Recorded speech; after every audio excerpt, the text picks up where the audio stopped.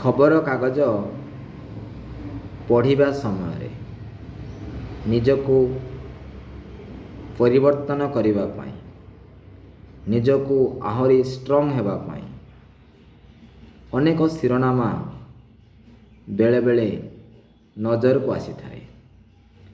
ଆଜି ଆମେ ଆପଣଙ୍କୁ ଏହି ଖବର ମାଧ୍ୟମରେ ଜଣେ ବ୍ୟକ୍ତିର ଦାବି ଠିକ୍ ଥିଲା କି ନାହିଁ ଜାଣିବା ପାଇଁ ଲାଗିଲା 25 ବର୍ଷ। ଏହା ଏକ ଗୁରୁତ୍ୱପୂର୍ଣ୍ଣ ବିଷୟ ଯେ ନ୍ୟାୟ ପାଇଁ କୋର୍ଟ ପାଖରେ ପଡ଼ି ରହିଥିବା ଅନେକ ବିଷୟ କୌଣସି ନା କୌଣସି କାରଣରୁ ଅବହେଳା, ଅଣଦେଖାକୁ ଆପଣ କେବେ ହେଲେ ଗୁରୁତ୍ୱ ଦେବେ ନାହିଁ।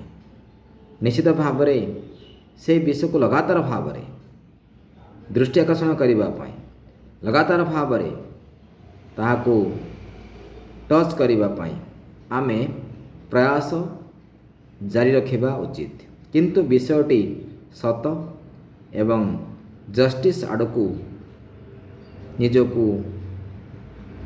ପ୍ରତୀୟମାନ ହେଉଥିବା ଆବଶ୍ୟକ। 25 ବର୍ଷ ପରେ ହାଇକୋର୍ଟରୁ ମିଳିଲା ନ୍ୟାୟ। ଯଦି ପ୍ରସଙ୍ଗକୁ ଆପଣ ପଢ଼ିବେ, ପାରାଗ୍ରାଫକୁ ପଢ଼ିବେ, ଆପଣଙ୍କ ପାଖରେ କୌଣସି ନା କୌଣସି କାରଣରୁ ଧୈର୍ଯ୍ୟହରା ଗୁଣ ଯଦି ବୃଦ୍ଧି ପାଉଥିବ, ଏହି ଖବର ପଢ଼ିବା ପରେ ଆପଣ ଧୈର୍ଯ୍ୟବନ୍ତ ଆଡ଼କୁ ନିଶ୍ଚିତ ଭାବରେ ଚାଲିଯିବେ। ତେଣୁ ଯେତେବେଳେ ନ୍ୟାୟ କ୍ଷେତ୍ରରେ ଆପଣଙ୍କୁ କିଛି ଅସୁବିଧା ମନେ ହେଉଛି, ସେହି ସମୟରେ ଆପଣ ହାଇକୋର୍ଟ ଏବଂ ସୁପ୍ରିମକୋର୍ଟକୁ ଯିବାର ଆବଶ୍ୟକତା ରହିଛି। ଏହା ନହେଲେ ଭାରତର ଗଣତାନ୍ତ୍ରିକ ପ୍ରକ୍ରିୟାରେ ଅନେକ ସମସ୍ୟା ସୃଷ୍ଟି ହେବ। ସତ ହଜିବା ପୂର୍ବରୁ ସତକୁ ବାହାର କରିବା ସତ ଲୋକର ଏକ ରାସ୍ତା ହେବା ଉଚିତ। ଖବରରୁ କେବଳ ସୂଚନା ମିଳେ ନାହିଁ, ସୂଚନା ଭିତରେ ମଣିଷର ଗୁଣକୁ ଅଧିକ ଷ୍ଟ୍ରଙ୍ଗ କରିବା ପାଇଁ ମଧ୍ୟ ଅନେକ ଟାଇଟେଲ୍ ଲେଖାଯାଇଥାଏ, ଯାହା ତା'ର ନମୁନା ଭାବରେ ଏହା ଆମେ ଆପଣଙ୍କୁ ସୂଚାଉଛୁ।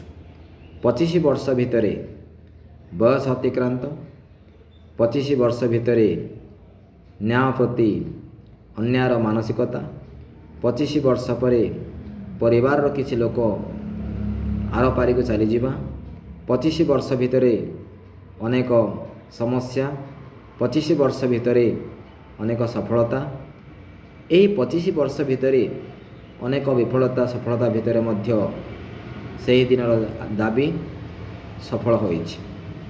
ତେଣୁ ନିଶ୍ଚିତ ଭାବରେ କୋର୍ଟ ନ୍ୟାୟ ପ୍ରଦାନ କରିବ।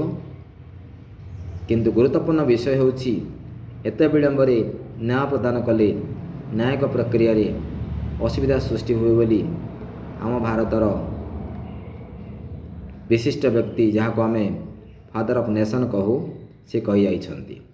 ତେଣୁ ଏପରି ଖବର ନେକ୍ସଟ ଟାଇମ୍ ଆମେ ଯେପରି ଶୁଣିବା ପାଇଁ ଅପେକ୍ଷା କରିବୁ ନାହିଁ, ତା ଉପରେ ଗୁରୁତ୍ୱ ଦେଲେ ନିଶ୍ଚିତ ଭାବରେ ଗଣତାନ୍ତ୍ରିକ ପ୍ରକ୍ରିୟା ସାକାର ହୋଇପାରିବ। ଏକ ମୋଟିଭେସନ୍, ଏକ ଶିରୋନାମାକୁ ନେଇ।